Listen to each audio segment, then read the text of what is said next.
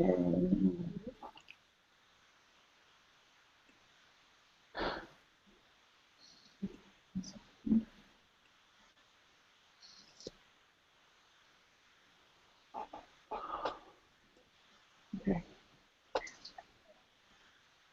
we're now live, and thank you all for joining us today.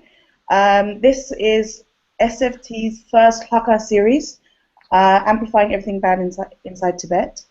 And Lhakar series, this is all about is that SFT is bringing you the latest news, information, and analysis, and inspiration to stay connected and up to date with the Tibetan freedom movement.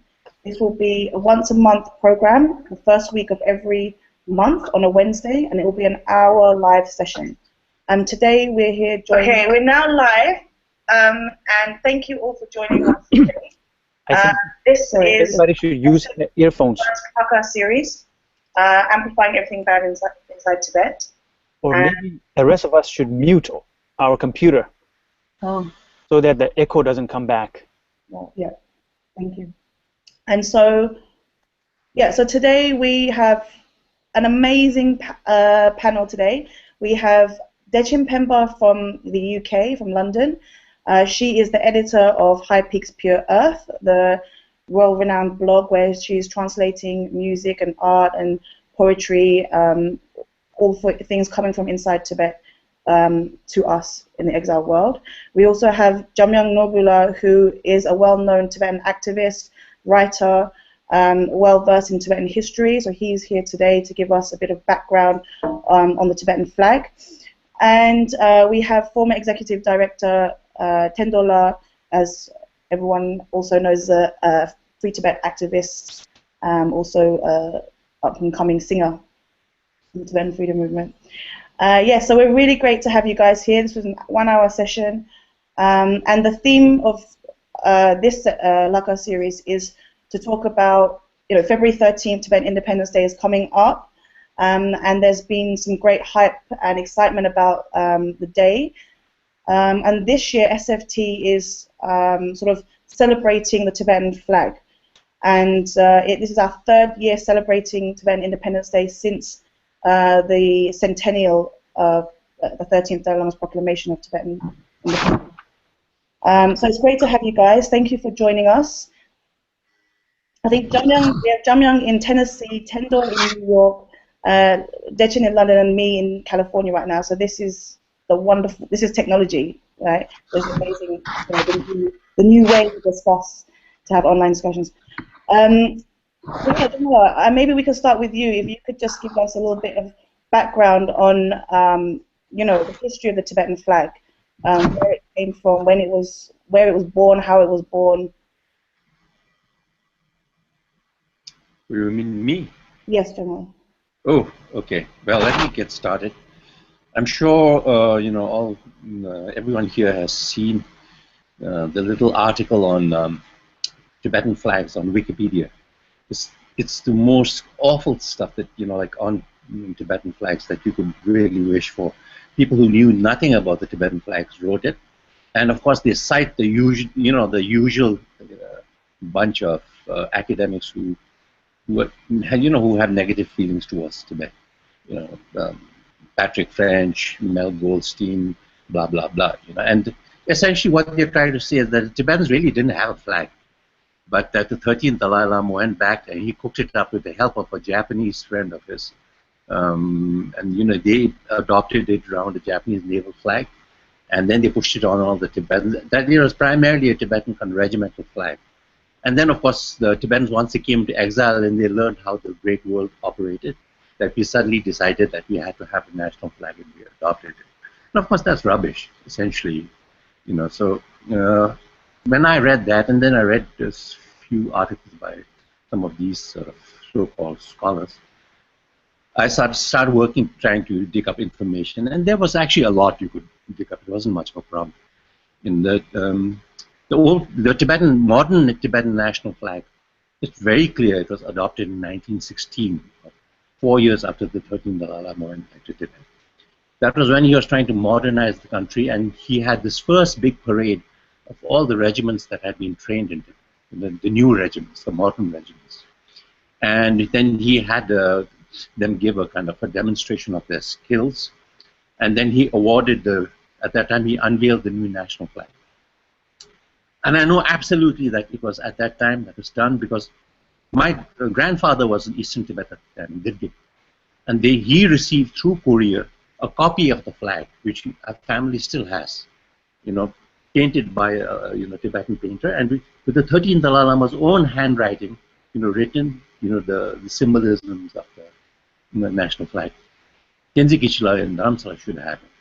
So, it was done at that time, and then after that, it appeared in many sort of books, journals, like in 1930, the British Crown publication in 1930 published it in their maps of flags of the world. Then after that, in a German publication came in 1937, called, again, I won't try my German here on you. It's basically translated as Flags of the World, and it features the Tibetan flag. It's very clear. And in 1934, it appeared big time in the National Geographic magazine, which is the great, the big American sort of commercial magazine.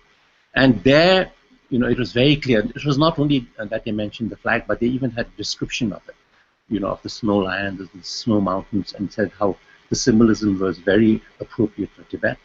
And next to our flag, also this flag of Switzerland and all the few countries at that time, including Nazi Germany. The German flag had just been changed to the swastika at that time. Earlier, they had an imperial flag. So, our flag goes that way back, if you think about it. And, and another thing, the moment I started looking for this, I wrote to all the, the good academics that, help me out now and then.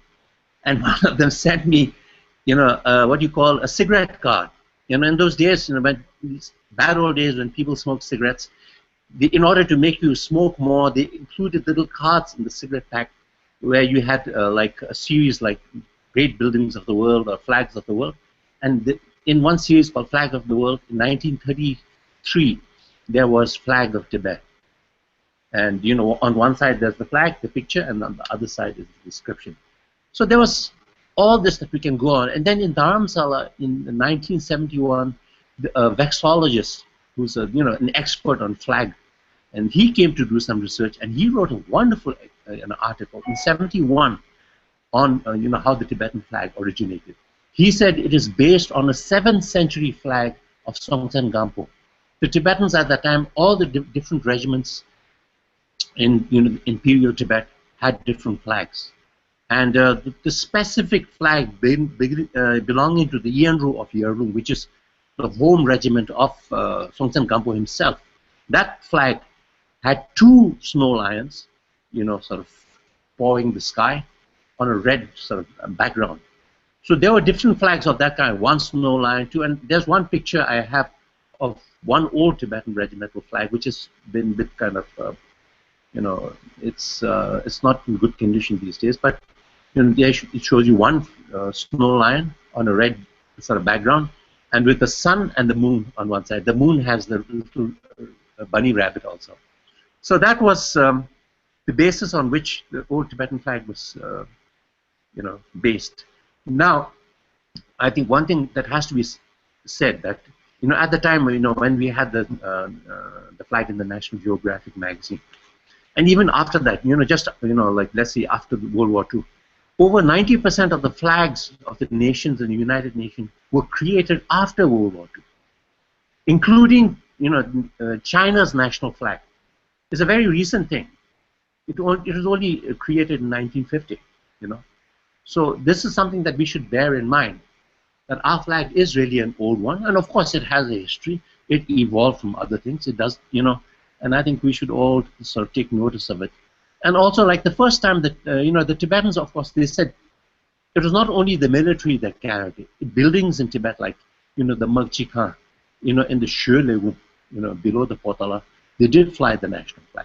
There are even like in some of those old documentaries I've seen that, actually that flag flying there. But then the first time that we actually used the Tibetan national flag in a diplomatic setting outside of Tibet was in New Delhi.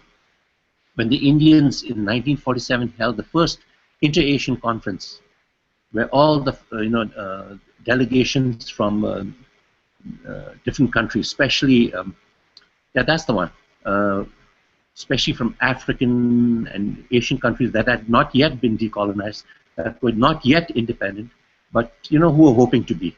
So the only few Asian countries that were independent were Tibet and nationalist China, and they were and India.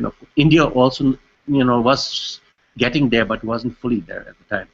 So the Tibetan delegation was given a place on the podium, and you can see that they have even made a shield, like a symbol there with the flag on it. And these were the two gentlemen that you see on the side, sort of officers of the Tibetan Foreign Office.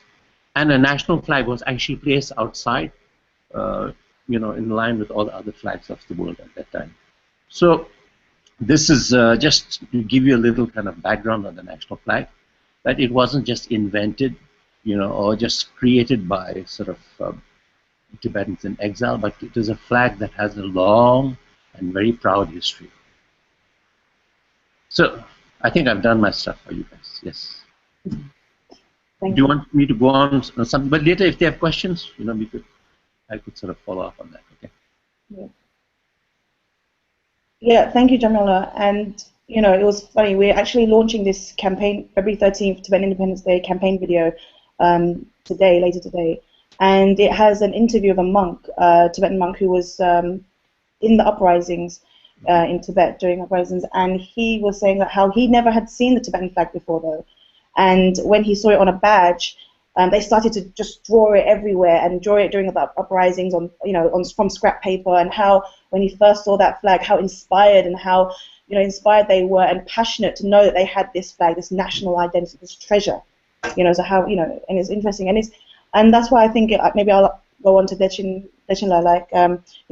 so what does the flag mean to Tibetans inside Tibet, really, from your findings and your research? Hi, yeah, can you hear me? I had myself on mute, but I unmuted myself now. Okay, so yeah, thanks for inviting me to speak. I really enjoyed listening to Jamyang's talk, as usual. I learned a lot of new things.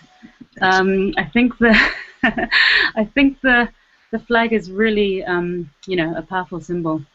I think Pema Yoko, you just mentioned it now, that you have these sort of new generation of people resisting the uprising in 2008.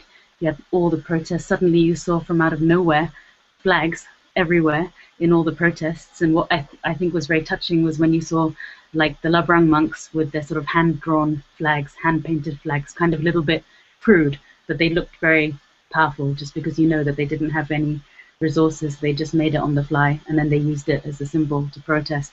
So I think, in 2008, that was really something very, very powerful. And I think that, sort of to answer your question, flags and these symbols of, nationalism, this is the kind of thing that China fears the most. The worst, harshest penalty for Tibetans is from China to be classed as a separatist or for separatism. And this idea of a separate nation, that's something that they really want to suppress. So something like the flag, it's a very powerful external symbol of something which is quite intangible, but then something so powerful. So this kind of power, when if it's not harnessed or if it's not somehow contained, it can spiral into something. And I don't want to make too many negative comparisons, but if you think about Nazi Germany, if you think about any kind of very, very nationalistic feelings, there have always been symbols, logos, kind of branding, if you like. So for the Tibetan context, this idea of a separate nation and nationhood, and something that we can all belong to and we collectively feel a sense of belonging to and loyalty to, this is something very powerful. So it's, of course, something that the Chinese really fear. Jamyang gave a really good sort of historical overview, and I don't have such a historical knowledge, but just from my observations from 2008 onwards, I've seen the flag kind of recurring. It's coming back constantly in the form of poetry, and it's coming back in writings and music videos, and with my work with High Peaks Pure Earth, we've translated more than 50 music videos in the last few years. And all these songs from Tibet, which have been written by young people, sung by young people, they've all been composed after 2008. A lot of them use the flag as their central motif in the song. So if you don't mind, maybe if you could just play the video. This is a video by the singer Lolo, who is in prison at the moment. He's very young, I think just 29, 30 years old. So this is the kind of young people, the generation who are using the flag as their inspiration and using it in the very way that the Chinese are trying to suppress as a symbol of Tibetan identity, as a symbol of Tibetan nationhood. So if we can just watch the video, and then I can talk about it a little bit more afterwards. And his whole album, the title was, Raise the Tibetan Flag, Children of the Snowlands. So very, clear, obvious what he's referring to.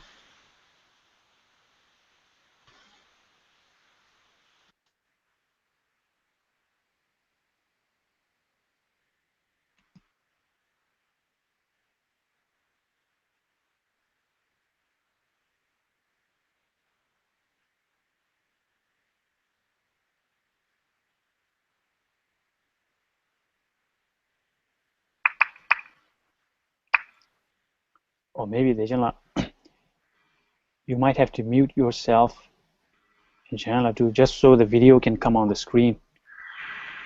Okay, hold on, huh? Where do I mute it here? Okay. If you scroll your mouse gently, you will see the menu button pop up, and then click on this icon of a mic with a slash.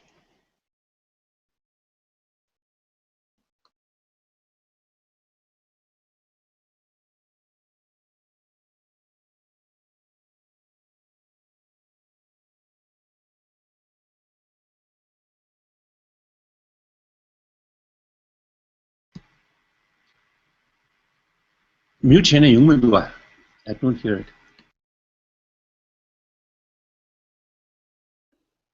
Pema, if you're using an earphone, maybe you should remove the earphone from the computer.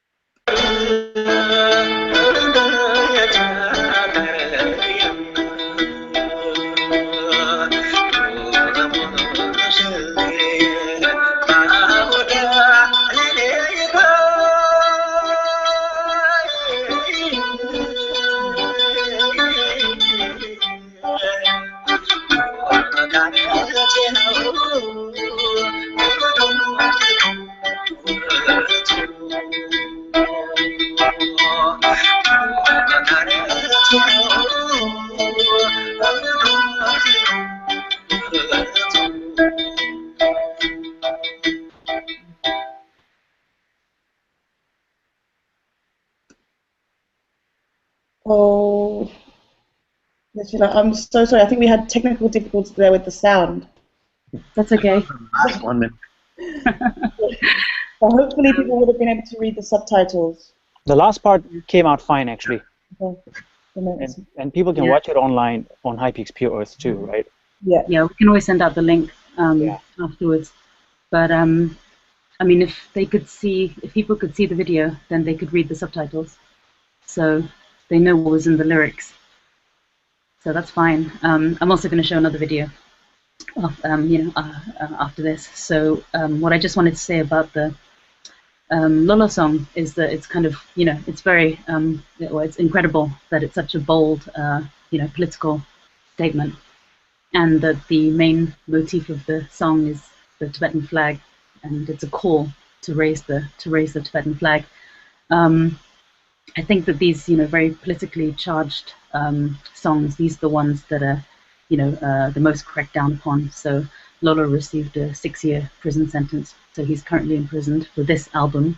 And in the album, there are many songs which, contain political meanings, invoking these kinds of symbols of the nation. I think what it's like you said, Pamyoko, before 2008, there were a whole generation of Tibetans who grew up not even knowing that we had a flag, that there was such a thing as a Tibetan flag, and it really wasn't very common before to see it. And then in 2008, when you had people on the street with their handmade flags, suddenly people realized, oh, there is such a thing as a flag. This is something that belongs to us. This is a collective, our collective identity, in a way. And I also remember in 2008 when a lot of people were Tibetans were being detained. Quite often they would have Tibetan flags on, they were carrying them on USB sticks, or they had them saved on their phones as photos, things like that. So, it's something that Tibetans, I think, even now, like, young Tibetans, they feel very connected to having this kind of symbol. I think you've been sharing it as well online, the waving flag song. Do you remember from the, I think, was it from the World Cup? And the Canaan song. And it became such a popular song amongst Tibetans, even though it didn't mention Tibet, or it wasn't about Tibet, but just the sentiment of having a song like that about waving your own flag and raising your own flag. This kind of thing is really popular, and like I said, it's really powerful. I remember also in 2008 that a lot of Tibetans were being jailed for allegedly printing copies of the flag. I don't know if they meant actually printing flags or if they were photocopying flags, but a lot of the flags that you saw that people were holding in protest, the smaller ones, they were often photocopies. So suddenly you sort of had a resurgence, or you just saw it a lot more. And also a form of protest which has been quite frequent over the last few years is Tibetans going to government offices, local government offices, and actually taking down the Chinese flags and then replacing them with Tibetan flags. So that's another form of protest. So I think all these things just really show that the flag is it's just a very, very powerful symbol. And Tibetans are being forced to fly the Chinese flag. That's something that we've been hearing reports about over the last few years. And I think this kind of, when you force a different flag on someone, it just sort of reinforces the feelings of nationalism, and to have the symbol, which is something which is your own. There's also a song from before 2008, and it's a song by Dubé, who's one of the famous Amdo singers. And the Tibetan scholar based in here in England, Lamajab, he wrote an article called "Singing the Nation," mentioning this song. And in the first verse of the song, it talks about dreams. It's called an ingrained dream. And the first verse of the song said, "Last night in my first dream, I dreamt at the peak of the Machen snow mountain in the east, 2 turquoise-maned snow lion cubs at play, with a golden wheel in their clasp." So the first verse straight away goes straight for the flag, invoking the symbols, because the flag itself is a symbol, and it's made up of lots of different symbols, symbols within the symbol. So you have the snow lines, you have the sun, the rays of the sun, and it's really poetic, and the descriptions are really poetic, and the song goes on to talk about, other dreams that they've had, dreams of the, the sacred Lama, about the reunion of Tibetans, the return of His Holiness to the Butler Palace. So all these sort of powerful, ideas are there. So I thought it was very interesting that in the very first verse it talks about the turquoise mane snow lines. It talks about the golden wheel. It talks about the snowman. So really using the flag in a very lyrical, poetic description. And the last thing I wanted to show was another song, which is from after 2008 by a singer called Tibet. And this again was another song that we found in the last couple of years, where the main central symbol was the flag, and the song itself is called Our Flag. So maybe we can try and play that one.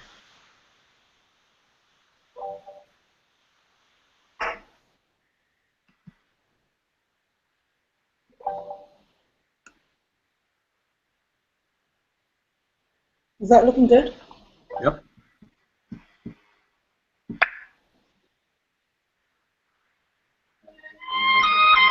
Can you hear?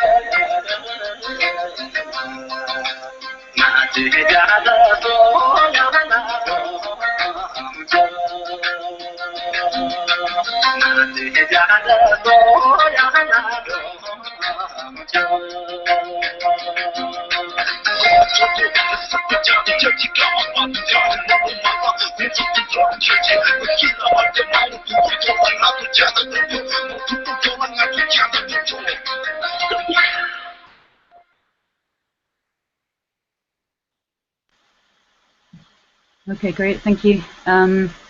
Yeah, so I really like that song just because I find the you know, the message behind it very you know, positive and powerful, and the song is saying that we have to you know, be united as a people, and this is one of the most important things, because we can stay united, we keep our language, our culture, and then when the auspicious day comes, we will be able to raise our flag. And it's such a simple idea, and it's such a simple thing where we can say, you know, this is our flag, and this is something that unites all of us, and this is something that we can show, and this is something that we can aspire to do in the future, is to all unite underneath our flag. And I think in some ways that, you know, it's very, you know, we have a lot of things, you know, Jamyang Norbu has written a lot about the proof of, you know, independent Tibet, where we had postal system and currency and all of these things which we can't recreate today very, you know, at least not very easily. So something like, you know, having our flag and holding on to these kinds of symbols that we can carry around with us, we can wear it, we can show it, we can share it with people. You know, this is the kind of thing that I think is very important, and this is the kind of thing that will really keep us together, and the, you know, our ideas as of, you know, being one people, nation together. I think this is very important. So I didn't want to take up too much time, but I thought it would be interesting to show at least 2 music videos which are quite new, and it will show young people inside Tibet and their feelings towards the flag. So thank you. Thank you, Dechen. Yeah, those videos were amazing, and they're really inspiring, and they're actually, definitely, Lolo's video has been, I think it's been circulated quite a bit around the Tibetan community in exile as a source of inspiration and a clear message from Tibet. And you know, once we launched this campaign, February 13th, you know, there was a lot of you know, people, especially the youth and Tibetans all across, you know, across the world, were really excited about this theme. And you know, they were taking, we launched the Tibet Flag Challenge, and we've just been seeing some amazing like actions from all across. You know, from people diving under the diving in the pool, in the sea, from what is it? Surfing with the Tibetan flag. Tibetans in London were in Chinatown representing the Tibetan flag. You know, it's been really awesome to see across. And so Tendor, you know, actually, when you were here as the executive director, you were actually one of the key people leading the February 13th, the launch of February 13th Tibetan Independence Day, the centennial. And so maybe you can explain to us a little bit about, you know, why is it so important to, you know, recognize this day, and what is the Tibetan flag, you know, again, the symbolism of our struggle. Yeah. Can you hear me? Yes. Yeah, fine. Yeah. So I think I totally agree with you about the Tibet Flag Challenge and how inspiring it's been to see all the different people all over the world taking part in the Tibet Flag Challenge. You know, and actually, you know, some folks in India, Tsela, right? Tsela and, you know, some of our friends, they got down into freezing water and basically unfolded the Tibetan flag in freezing water in the middle of winter. And I think, yeah, that was something really inspiring to a lot of people to see. And actually, I think, yeah, it may have intimidated some of the people too, because I got challenged by them to take part in it, and I've been, meaning to do it, and I've been, thinking of trying to come up with a cool idea, but yeah, it's really hard to come up with something that'll, work up to that kind of standard. They set a really high standard, but yeah, basically, I think that the symbolism of the Tibetan flag and what it means to the Tibetan people. And actually, in today's world, not only what it means to the Tibetan people, I think it's important to remember what the Tibetan flag has come to symbolize in a very global kind of society.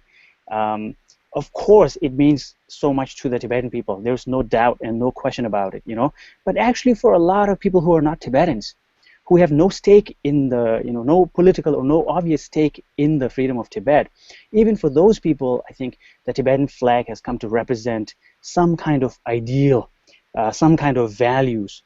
It has come to represent freedom. It has come to somehow represent nonviolence. It has come to represent resistance. It has come to represent humanity, and thing that I wanted to acknowledge, because the Tibetan flag has actually emerged as one of the really powerful symbols of not only Tibetan nationhood and Tibetan sovereignty, but also the larger issues of freedom, individual freedom, freedom of speech, all the ideas and values for which so many people are sacrificing their life or their family or livelihood or what have you. And I think to tie it back to the idea of Tibetan Independence Day, I know, for a lot of people it was a rather new idea when the world started, at least the Tibetan world started celebrating Tibetan Independence Day 3 years back. But I think it's pretty clear to a lot of people that, in 1913 there was a moment in history when Tibet re-emerged as an independent nation. It was not the first time that Tibet became an independent country, because Tibet had already this long history of independence and sovereignty as a state and as a nation, but following the British invasion of 1904, and then again following the Manchu invasion of 1910, 1913 was the period when Tibet was able to re-establish its sovereignty under the 13th Dalai Lama. So, and the day that happened, if you collapse it into the modern calendar, it becomes February 13th, and that's why February 13th is today celebrated as this really important day for Tibetan history. But just like one last point that I want to make is Tibetan Independence Day is important not only for us in terms of history, not only in terms of what happened during that period in 1913 and in subsequent years, but actually also because of the future aspiration about what the Tibetan people want in the future. It makes me think of India, actually. And I know that we talk about India because there are so many parallels between India and Tibet in terms of history, but at the same time, of course, there are lots of dissimilarities too. Lots of things that are different between India and Tibet. But actually, one of the things that strike me as very interesting between India and Tibet is actually the date that India became an independent country that everybody knows about is August 15th, 1947, 15 August, right, 1947. And that's the date, that's in the calendar, in the textbooks, in the history books, in everybody's mind. Everybody knows about it. We celebrate it every day. But actually, there's another date in Indian history that's also really important, and that's January 26th. And actually, I used to wonder what really happened on January 26th, and the interesting part is actually in 1928, because right now when we look at Indian history, we see it as like a whole Indian struggle for independence or Indian struggle for freedom. Gandhi, Nehru, and Subhash Chandra Bose, and everybody fighting on the same side against the British government. But actually, it was not like that. In the 1920s, there were so many different political camps within India in the struggle who did not agree with each other. And of course, Indians are like Tibetans. You know, there's this metaphor for Tibetans that, you know, a group of Tibetans is like a bag of yak horns. You know, if you put a bunch of yak horns into a sack, all the horns, the tip of the horns will stick out of the bag, you know, because, you know, people will have different opinions and different ideas, and every person will have a different idea and different opinion. And just like that, Indians are also like that, you know. And so why wouldn't they have all these different ideas for what the Indian people wanted back then, what the goal of Indian freedom struggle should be, you know? And actually, in 1928, in those years, the most famous proponent of the leader of the Indian struggle, Gandhi, Mahatma Gandhi, he was actually not a supporter of independence. At first, he was seeking dominion status. And in 1928, when Nehru and Subhash Chandra Bose, they tried to introduce independence as the goal of Indian freedom struggle for the first time, they were opposed by a lot of people. There were many different groups in India, like the Muslim League, different other groups, who were all for either dominion status or living under the British or different kinds of political arrangements. And at that time, Gandhi actually opposed both Nehru and Subhash Chandra Bose. And during that period, one of the really powerful strategies that they worked on was the fact that they all agreed to challenge the British Empire to give dominion status to India. But if the British Empire did not give dominion status to India within 2 years, then they would declare independence. And the British government ignored they tried to basically fool the Indians by, trying to convene a round table, but in the end, they were not into negotiation. So in the end, in 1930, the Indian National Congress met again, and it was in Calcutta, 1930, on January 26th, that the Indian National Congress put out the Declaration of Independence. And that's how January 26th came to be celebrated as Indian Independence Day. And this was full 17 years before the realization of independence, So the Declaration of Independence preceded the realization of independence for India. And I think this should be a reminder to us that, when we talk about Tibetan Independence Day and the Declaration of Tibetan Independence, we are talking about a few different things. One is history and 1913, but we are also remembering the Indian experience and aspiring to a future where Tibet is an independent and sovereign country. And when we say Tibetan Independence Day, we are also talking about our aspiration. And the Declaration of Tibetan Independence today that we discuss will actually one day be, followed by the realization of Tibetan independence. So that's just one parallel that I wanted to point out in terms of India's glorious history of the struggle. So I'll just leave it at that. Thank you, Tindu. Jamyang, do you have anything to add on before we go to questions? No. Do you have anything to add on before we go to questions? Oh yeah, I just thought just now, because Dechen was talking about, young people in Tibet using the flag in a sort of, present-day situation, in the conflict between Tibet and China, and then the flag becomes a powerful symbol.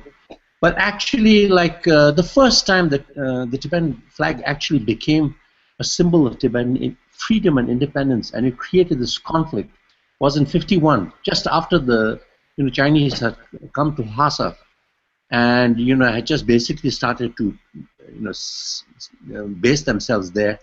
There was a big conflict between the two prime ministers, Lukhangwa and Lobsang Tashi, and the Chinese occupation authorities, because the Chinese occupation authorities objected to Tibetans, so the few regiments that were left using the national flag when they marched, So they raised this issue in the Kashak. And of course, Kongabu and the others were basically going along. But Lukhangwa and Lobsang Tashi said, no, you can't do that. We are not going to allow this. Tibetans will carry their own flag, and there's nothing about that in the 17-point treaty, and there was a big kind of argument. But when the argument got out to the public, they simplified it. They made it more dramatic. You know how stories get retold, you know, in the alleys of Lhasa.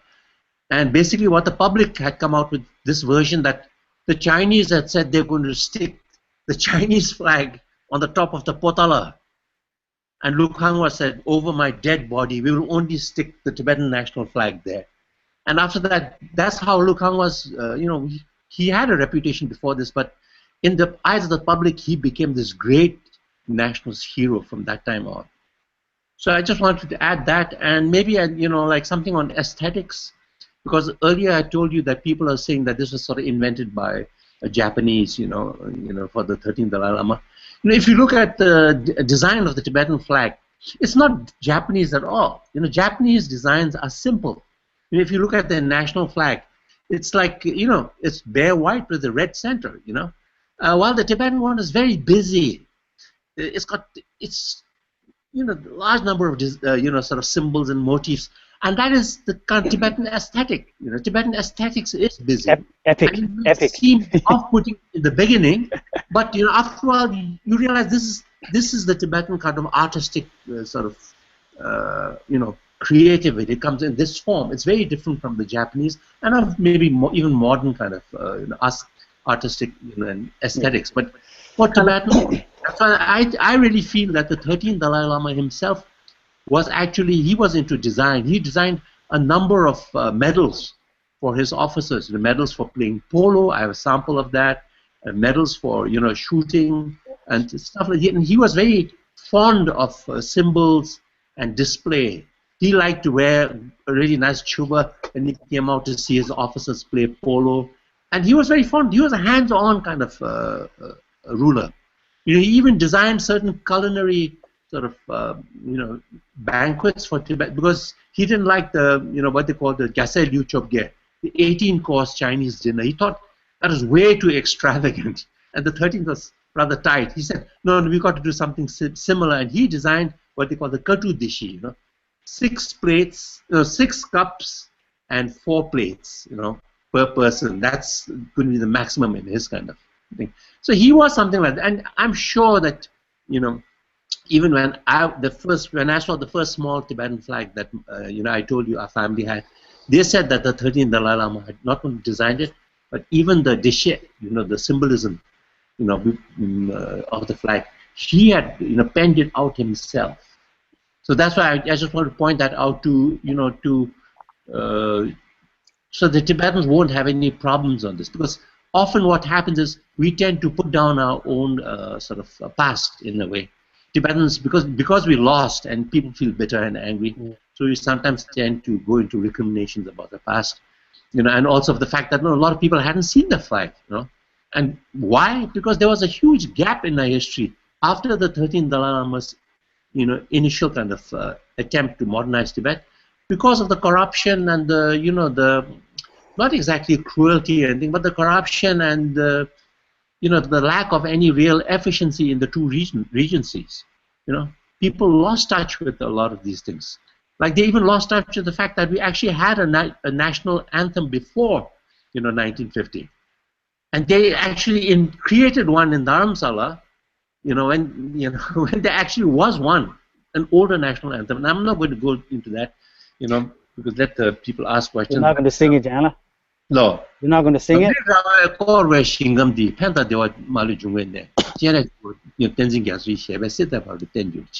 No, it's written by Paula in the 1768. So this describes the land, and then describes, you know, your leader, the Dalai Lama. And it's beautiful, it's poetic. It's like, you know, the Kimigayo of Japan. It's very simple and beautiful and poetic. Not like the Chinese national anthem, which talks of killing and, you know, and bearing. I think what you just said about the Tibetan flag not being designed by a Japanese, that was really interesting, and I think that's the best evidence that I've heard from anyone about why it cannot have been designed by a Japanese, because Tibetans are not known for minimalist design and brevity. And look at the flag. It is the antithesis of minimalism. You know, And I totally believe that argument, actually. Yeah, and also we have the most colorful flags. So at protests, it's always the best flag to be seen. Actually, in a sense, it's very. I think it leaves a powerful impression. In China in when we had the 1908 or the 2008 demonstrations for the Olympics, and the Chinese government set up a lot of protests. They stopped people even making flags inside Tibet. One Chinese company was sort of making them, and there was this whole furor. That someone told me, and I'm not too sure on this, but after, let's say, the American and the British flag, the Tibetan flag became the most recognized by Chinese people because it was so much in the news, at the time. And the Chinese government are banning it, this, that, and the other, and there was Tibetan flags waving all over from San Francisco, wherever the demonstrations went. So, and because of its kind of colorful, bright, living sort of nature, I'm sure it had an impact on people. So I think we should sort of leave it as it is, and not sort of take away from its design or even add to it. The worst thing is Tibetans will add to it, This is one of the problems. Okay, so we have 5 minutes left. Thank you, guys. We have 5 minutes left before we end. And I've got a couple of questions here.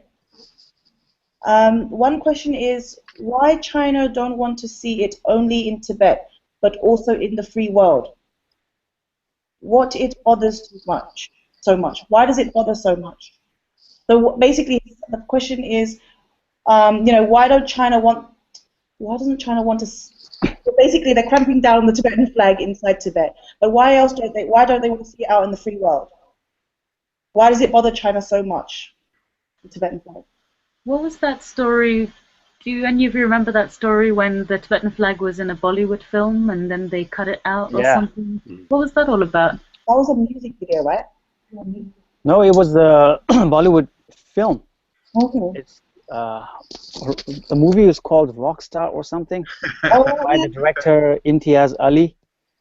And there was a scene, Hindi movies have like 10 songs per movie or something like that. And one of the songs was entirely shot in Dharamsala. And there were Tibetans in that scene, and they were holding Tibetan flags, Free Tibet signs, and everything. And actually there was, when the movie came out, I think it was the Indian Film Censor Board or something like that that put pressure on the filmmakers to pull out or change those scenes. And in the end, they kind of caved into pressure. At the same time, they also left a little bit of that. So they tried to blur the banner and the flag. But anybody watching that film, there was no doubt that that is the Tibetan flag, So I think that's another good quality of the Tibetan flag. Even when you blur it, you can still tell that it's the Tibetan flag. Well, just to answer, that question from your reader about why the Chinese want to hang on to Tibet, why they don't allow the Tibetans to do their own thing. It's really simple if you look at what the Chinese are doing right now. Forget Tibet; they've already had that. Now all the little islands, in the, the South China Seas, up near Japan. So many places the Chinese are trying to extend their sort of, let's say, domain. And in a sense, people may, like Tibetans have this kind of, sometimes among ourselves, we have this sort of new agey thing. Oh, why are people so cruel? Why do they want to take over? Yeah, you do it. If you can, you do it. And this is the real world. You do it because you have power, and nobody gives a toss about anyone else's feelings or their rights. So this is what the Tibetans have to learn. If you want your country, you have to fight for it. And the bad guys are always going to be bad guys. And in the case of Tibet, even right now, I really feel there is an opportunity for Tibetans, to begin to turn, the situation around for themselves. Because, a lot of things are changing in the world. But we must get away from this idea. Why are Chinese being so cruel? Why can't they reason with us? We want to extend our kind of arms to them. And that sort of thing. Of course, the question, I think that's why it's valid, because it's not going to happen at all.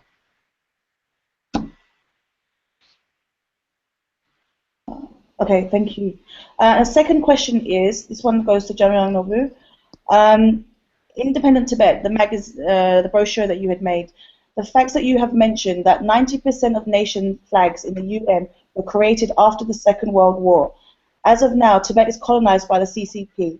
Having our own Tibetan flag, how much does it support our case for independent Tibet for the future? Oh, it supports it tremendously.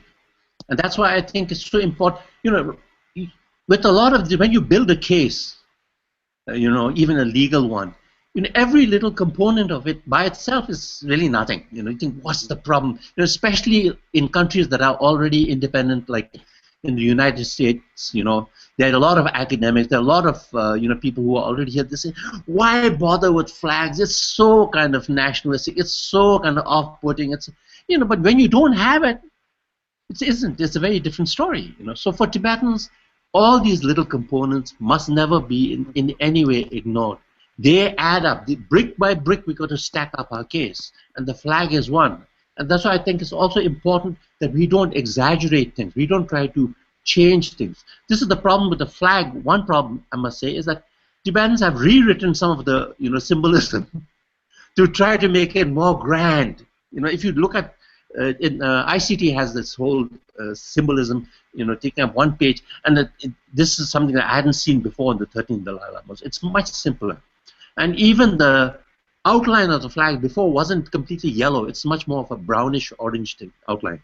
You know, the Hajat. You know, and later on, someone again suggested in Lhasa, you know, that this is, we must make it yellow, so they want to Gilupe Temba Tharya, you know, so that the Gilupa kind of you know, doctrine would spread, and it has to be a symbol of that. So a lot of these sort of things we must never gild the lily, you know, leave things alone, interpret it and understand it for what it is. So I think it's really important. You know, I am not. That's why I work so hard to make that, you know, little booklet. But actually now I'm trying to bring it out as a book, as a coffee table book with, you know, fold-outs of all the treaties and flags and everything. So one of these days I'll bring it. But it's very important to first build your case. And these things are important. Just make that case, you know.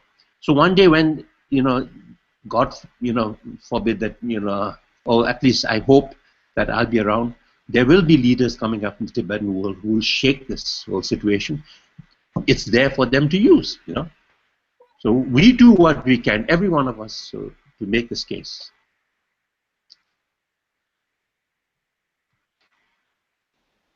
Okay, I've just got to use just to let you know that we have now, so, you know, we're live right now, we're all over the world, which is really exciting. And at the moment, I think we have like about 50 viewers, probably from all over the world, watching this conversation. This is the first Lhakar series. We'll be doing this once a month on the first week of the month on Wednesday.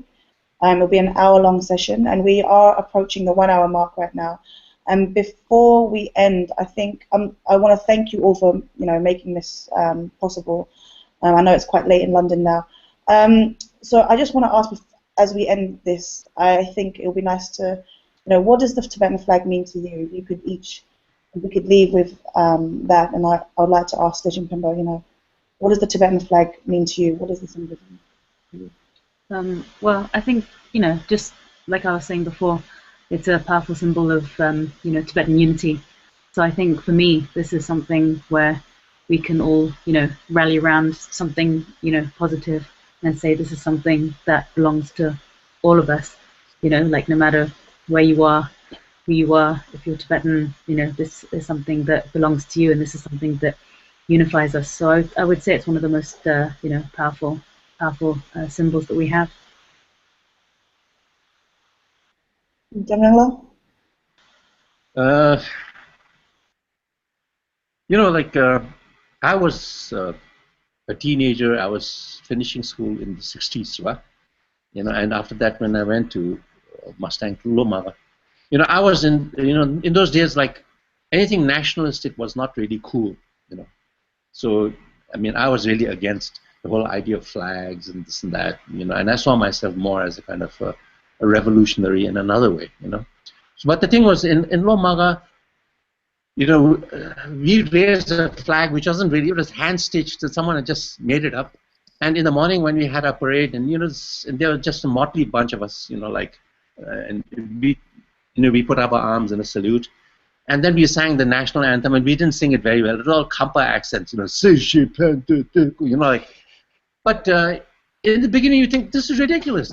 There are all these old people, like over 60 years old, in that, and then few kids, like 12-year-old boys, and there's like not that many young people, and you think this is ridiculous. But after a while, then it hits you.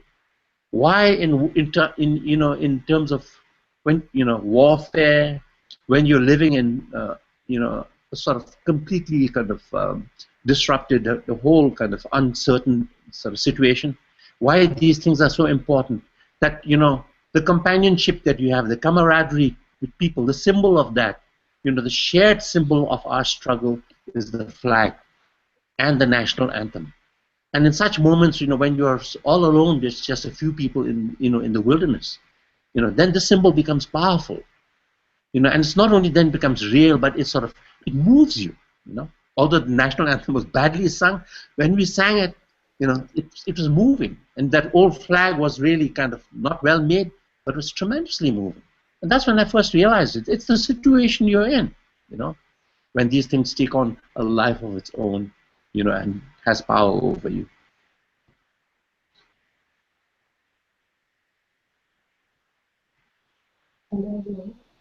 Oh, one question just came in. I don't know if do you still have time before you go? I have to go now. Okay.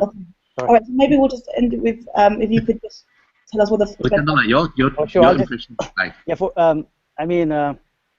me, the Tibetan flag is sort of like a earthly version of a North Star, because it's a symbol that I can spot from miles and miles away, no matter how small it is. Like, when you're driving on the highway or traveling in a bus, if you see like the tiniest kind of Tibetan flag sticker, bumper sticker on another car, like from a huge distance away, you can still tell that, oh, there's a Tibetan flag, So I think it just like, for me, it just makes my heart race a little faster every time I see it. Like when I get out of the subway, when I come to school here, the minute I get out of the subway, the first thing that I see is the newspaper boxes.